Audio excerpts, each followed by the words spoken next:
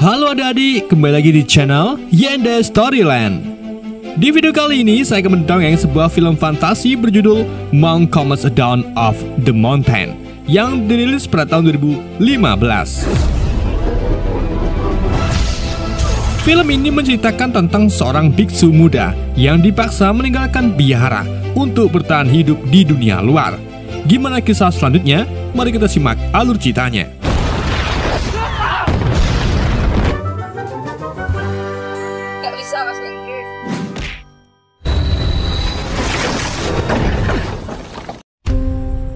Semuanya berawal di kuil Tao yang terpencil, di mana Anxia telah dibesarkan dan dilatih sejak ia ditinggalkan saat masih bayi.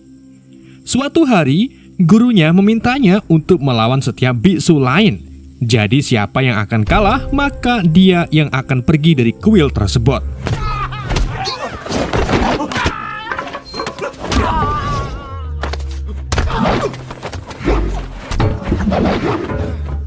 Tak lama setelah itu, Anxia berhasil mengalahkan semua rekan biksunya dengan sangat mudah. Namun, yang mengejutkannya, Anxia disuruh keluar oleh tuannya karena dia pikir dia sudah cukup kuat untuk tidak memerlukan pelatihan lagi. Selain itu, tuannya merasa sudah waktunya bagi Anxia untuk melihat seperti apa dunia nyata.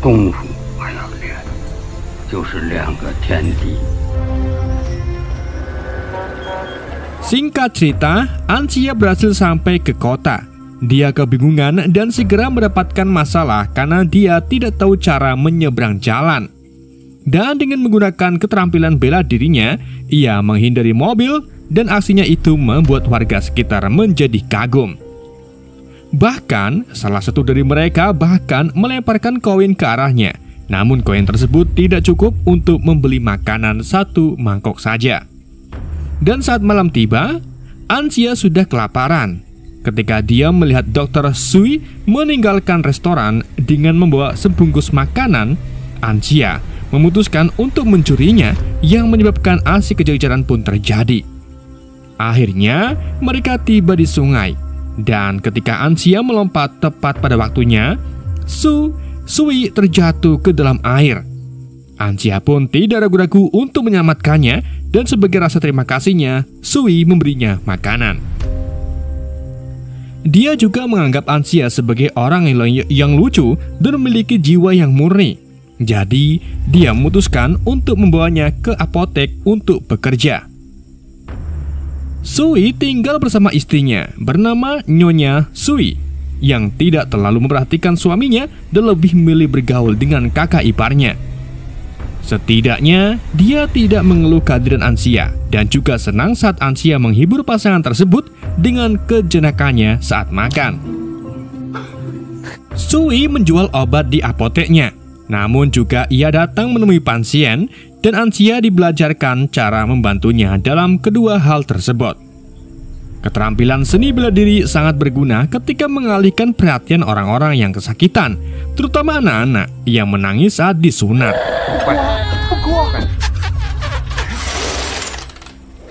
Di penghujung harinya, Sui membayar Anxia atas bantuannya.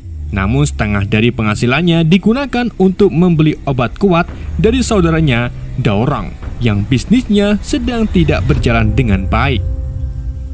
Suatu sore, Sui mengetahui bahwa Daorong telah menjual toko tersebut seharga sebuah cincin berlian, yang membuat Sui marah karena kedua toko mereka adalah warisan keluarga.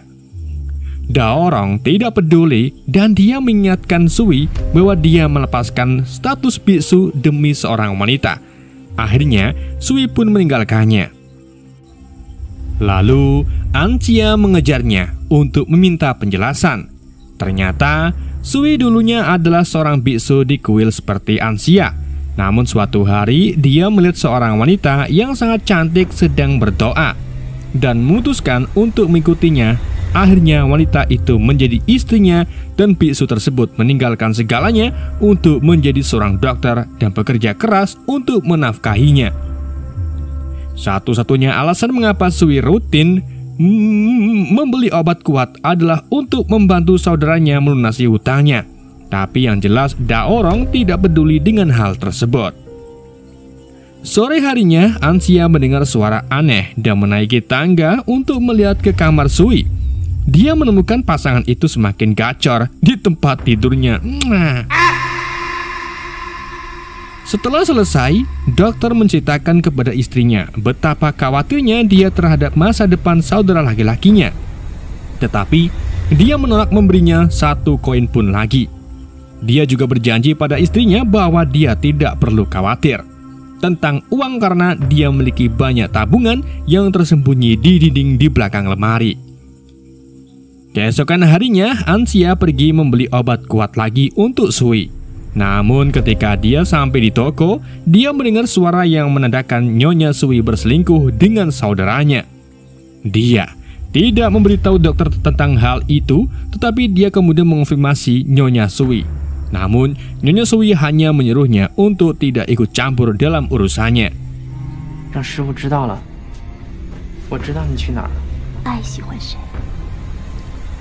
Beberapa waktu kemudian, Daorong menangis kepada Nyonya Sui tentang utangnya dan bagaimana dia berpikir untuk mengakhiri segalanya. Daorong juga memberinya obat kuat yang lebih mantap untuk dokter. Ketika di rumah, Nyonya Sui mencoba mencuri tabungan dari tembok. Namun aslinya itu kepergok oleh sang dokter. Nyonya Sui berpikir bahwa Anxia telah menceritakan segalanya kepadanya. Dia juga menjelaskan bahwa dia ingin bercerai dengannya. Dia bersumpah bahwa semuanya sudah berakhir dan tidak akan menemuinya lagi.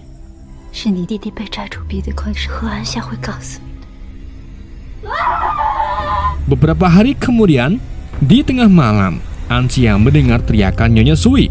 Ternyata Dr. Sui sudah meninggal. Ketika mengucapkan selamat tinggal pada majikannya, Anxia ingat dokter berjanji kepadanya bahwa dia tidak akan pernah lapar dan menerima tanggung jawab untuk mengambil alih tokonya. Hal ini memungkinkan dia menemukan kotak obat kosong yang membuatnya curiga. Setelah dokter pergi, Daorong tidak merasa malu dan datang menjemput Nyonya Sui secara langsung. Dan mereka berdua mengabaikan Anxia saat Anxia mengingatkan mereka bahwa mereka harus menghormati tradisi 7 hari berduka. Namun mereka berdua tidak mempedulikan hal tersebut. Daorong dan Nyonya Sui pergi naik perahu dan selama itu Nyonya Sui juga merasa aneh bahwa Daorong tidak bersedih. Dia kemudian menyadari bahwa Daorong memasukkan racun ke dalam obat kuat tersebut. Hal ini memicu pertengkaran yang menguncang perahu dan menyebabkan kebocoran. Akhirnya, lama-kelamaan perahu mereka pun tenggelam. Saat perahu sudah di dalam air, Anxia muncul untuk menyelamatkan mereka. Namun di situ, Anxia masih marah dan teringat atas apa yang mereka lakukan terhadap dokter, dan akhirnya ia tidak jadi menyelamatkan mereka. Anxia berlari ke kuil untuk berdoa atas dosa-dosanya dan ditemukan oleh kepala biara Rusong yang membuat Anxia berlutut di hadapan Buddha sehingga dia dapat dihukum karena perbuatannya. Anxia menghabiskan 7 hari berlutut untuk bertobat hingga dia pingsan. Ketika Anxia kembali ke toko, dia bertemu Zhao. Dia adalah seorang siswa seni bela diri yang dapat menggunakan teknik khusus yang mampu menghancurkan benda-benda di sekitarnya.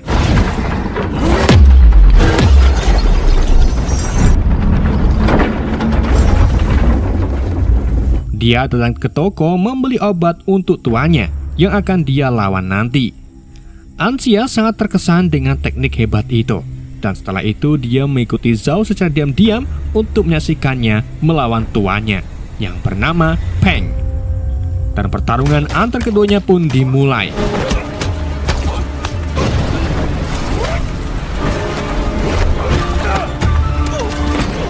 Keduanya saat terampil dan Zhao berhasil tetap tenang bahkan ketika Peng mengejeknya. Namun pada akhirnya Peng tetap memukuli muridnya. Zhao menolak menyerah dan menggunakan teknik khusus untuk menerapkan pukulan terakhir dengan alat peraga yang ia temukan di area tersebut. Namun hal ini juga memaksanya untuk mengakui bahwa ia telah melatih teknik masternya di belakang punggungnya. Peng tidak keberatan dan mengakui bahwa Zhao lebih terampil daripada putranya sendiri. Jadi dialah yang akan mewarisi kepemimpinan di sekolahnya. Zhao yang bahagia mulai berjalan keluar, tapi tiba-tiba Peng membunuhnya dengan payungnya untuk membalas dendam atas teknik curiannya dan menjadikan putranya sebagai ahli warisnya.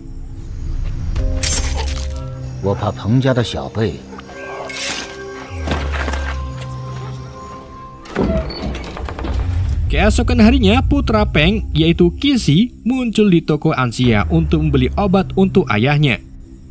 Dia juga memiliki daging yang ingin dia masak, dan Anxia bersedia berbagi dapurnya sebagai imbalan berbagi makan siang. Saat supnya sudah siap, Qixi hanya membolehkan Anxia makan setelah dia membagikan semua detail tentang pertarungan tersebut. Keadaan menjadi aneh ketika mereka menyadari daging tersebut memiliki racun khusus yang membuat mereka berhalusinasi dan wajah mereka membengkak. Dan setelah Anxia melihat hantu Nyonya Sui, dia memutuskan mereka harus mabuk agar bisa melupakannya. Karena mereka tidak punya uang, Anxia dan Qixi pergi ke kuil untuk mencuri kotak sumbangan. Xiu adalah biksu yang melindungi kotak itu dan dengan cepat memberi mereka pelajaran dengan mengalahkan mereka dalam pertempuran yang berakhir dengan kepala menempel ke tanah.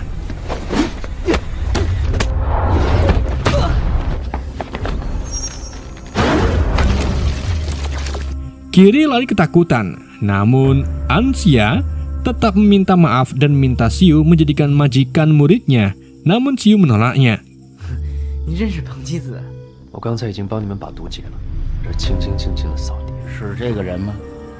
Keesokan paginya, Qixi memberitahu Peng tentang apa yang terjadi, dan Peng segera menyadari bahwa itu pasti Xiu yang sama yang dia latih saat mereka masih muda dan mencuri teknik darinya. Percakapan mereka terhenti saat Anxia membawakan pesanan obat, dan setelah Qixi dengan cepat mengusirnya. Dia menjelaskan kepada ayahnya, Anxia lah yang beritahunya tentang kuil tersebut.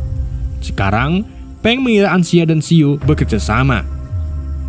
Sementara itu, Anxia mengemasi barang-barangnya dan mengucapkan selamat tinggal kepada arwah Dr. Sui.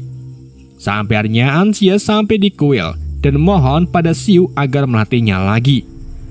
Anxia mulai menunjukkan bahwa dia bisa berguna dengan menyapu area tersebut.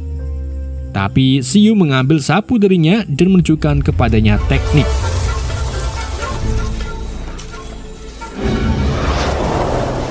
Kemudian Anxia disuruh untuk menyapu kembali.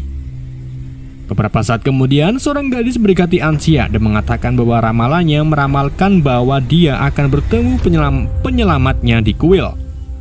Keinginan terbesarnya adalah memiliki seorang bayi, dan Anxia berjanji akan membantunya menemukan jalan keluarnya. Sore harinya, Anxia menemui Rusong untuk minta nasihat. Rusong memberitahu Anxia tentang ruang rahasia di kuil tempat para pria membawa wanita untuk membuat mereka hamil, dan dia menguncinya beberapa waktu yang lalu untuk melindunginya. Anxia tidak yakin mengapa Rusong menganggap ini lucu, tapi saat dia membuka matanya, dia menemukan kunci kamar. Setelah itu, Anxia membawa gadis itu ke kamar dan akhirnya menyadari ada ruang bagi mereka untuk Mereka mengalami malam yang indah bersama, namun gadis itu tidak mau memberitahu namanya karena mereka tidak bisa bertemu lagi.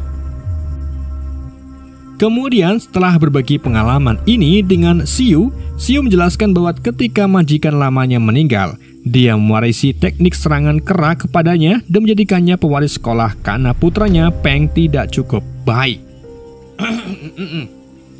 Peng sangat marah dan melawan Xiu hingga ia kabur dari sekolah, dan saat ini Xiu sedang menunggu saat yang tepat untuk mengembalikan sesuatu kepada pemiliknya yang sah. Percakapan mereka tiba-tiba disela oleh Peng yang datang untuk meminta panduan rahasia teknik ayahnya. Xiu menjelaskan bahwa belum pernah ada panduan seperti itu, tapi dia menulis semua yang dia tahu di buku catatan yang akhirnya bisa dia berikan kepada Peng untuk menebus ketidaksepakatan mereka. Peng mengambil bukunya dan melemparkannya ke api dapur, membuat Anxia berlari untuk mengambilnya. Tapi Peng dengan cepat melompat untuk menghajarnya. Xiu tidak ingin keadaan berubah menjadi kekerasan dan meminta maaf kepada Peng karena telah melarikan diri bertahun-tahun yang lalu. Kini dia paham bahwa dia seharusnya tetap tinggal agar mereka dapat belajar bersama. Ketika dia membungkuk dan badannya, tiba-tiba Peng menyerang dan pertarungan sengit antara keduanya pun terjadi.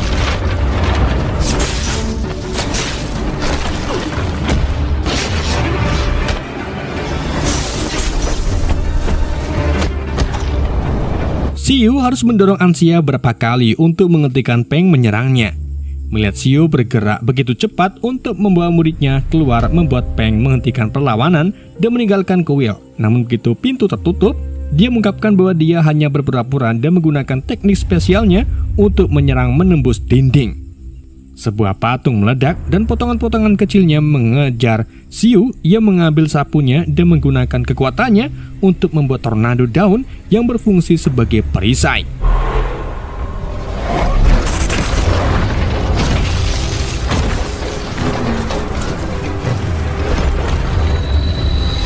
Peng mengira dia menang dan kembali ke dalam untuk memeriksanya, mendorong Xiu untuk melompat ke arahnya dan memulai kembali pertarungan. Saat Peng akan menggunakan teknik spesialnya lagi, Xiu menyadari bulan purnama telah terbit dan menggunakan energinya untuk mengendalikan air untuk mendorong musuhnya mundur.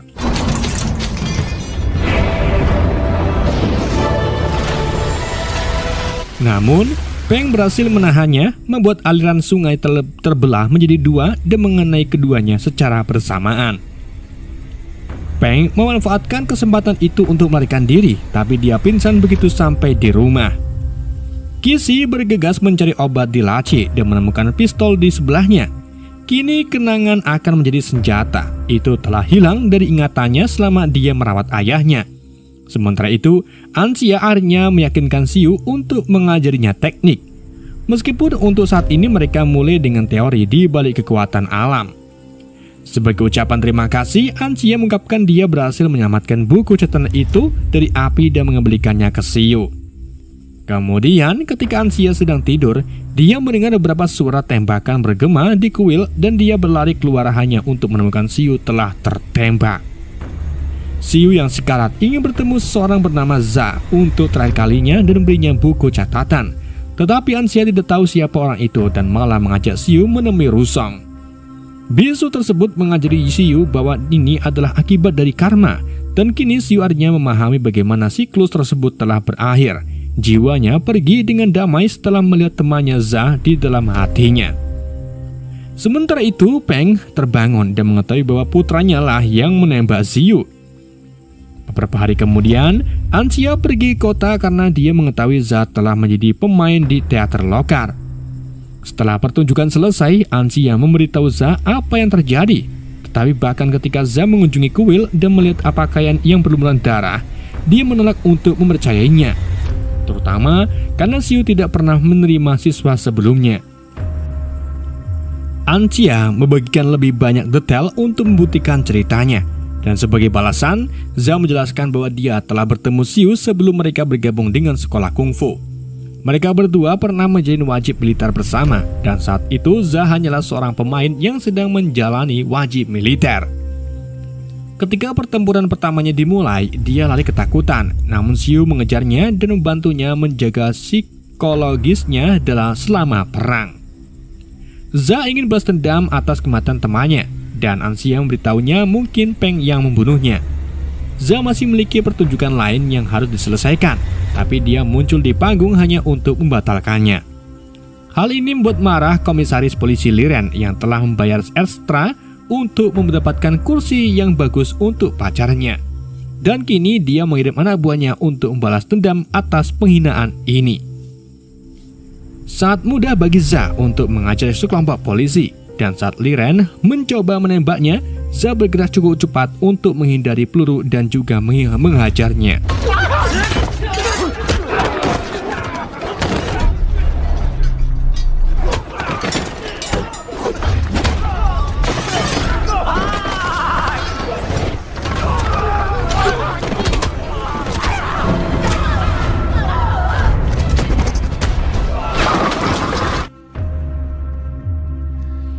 里再说。 Keesokan harinya, Liren menghubungi Peng untuk membalas dendam bersama. Liren berpura-pura menangkap Peng dan menelpon Za untuk memberitahu dia bahwa pembunuh Xiu telah ditangkap. Jadi Za disuruh datang saat mereka memindahkannya ke penjara. Za menerimanya dan Peng serta Liren menyiapkan anak buahnya untuk membuat jebakan. Sore harinya, Za dan Anxia melakukan ritual khusus untuk memberkati tombak Za dengan baju Xiu yang berlumuran darah. Za menjelaskan bahwa setelah mereka berdua berlatih selama bertahun-tahun di alam, Xiu mengumumkan sudah waktunya untuk meninggalkan goa mereka dan Za kembali ke panggung karena hidup harus seimbang. Keesokan harinya, Liren dan Qixi tetap berada di mobil bersama Peng sementara anak buah mereka melanjutkan penyergapan. Namun mudah bagi Za dan Anxia untuk bekerjasama dan menghajar mereka dalam hitungan detik.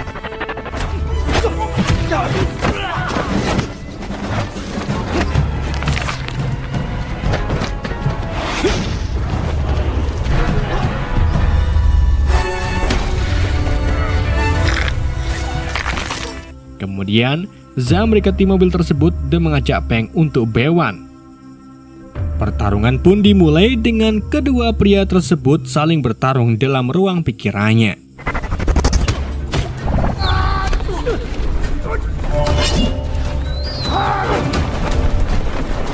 Keterampilan mereka cukup sama, namun Peng curang dan membuat salah satu anak buahnya menyerang Za saat matanya tertutup. Za tiba-tiba melompat sangat tinggi untuk menggunakan cahaya matahari untuk serangan khusus dengan tombaknya yang melukai Peng dan menyudutkannya ke pohon.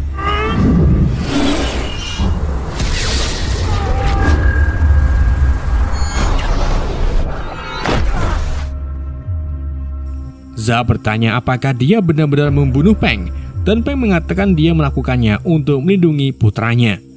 Tiba-tiba, Qixi muncul dengan pistol dan mengaku bahwa pembunuh sebenarnya adalah dirinya. Hal ini menyebabkan Anxia memukulinya berapa kali dan mengambil senjata darinya. Qixi menunjukkan bahwa Xiu pernah melihatnya namun tidak pernah menyebutkan namanya, yang membuktikan bahwa dia ingin mengakhiri siklus balas dendam ini. Tiba-tiba mengambil tombak Za dan mengakhiri segalanya, menawarkan nyawanya sebagai ganti nyawa putranya agar generasi baru dapat memulai kembali tanpa kebencian di masa lalu. Sesaat sebelum pergi, Liren menembak kaki Za. Hal itu menyebabkan Anxia dan Qixi mengejarnya. Tanpa Anxia gagal menghentikannya, Za datang dengan cepat dan melempar mobil menggunakan tombaknya hingga meledakkan selebel cuak.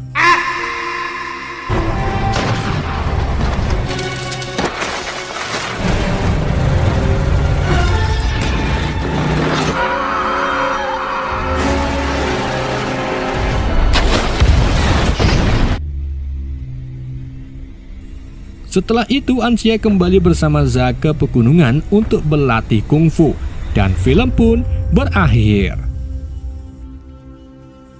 Oke guys, itulah alur cerita film Monk Comes Down the Mountain. Semoga kalian terhibur dengan alur cerita yang saya bawakan. Mohon maaf jika ada kesalahan dalam penyampaiannya ataupun omongannya. Sekian dari YND, sampai jumpa di video berikutnya. Cuak.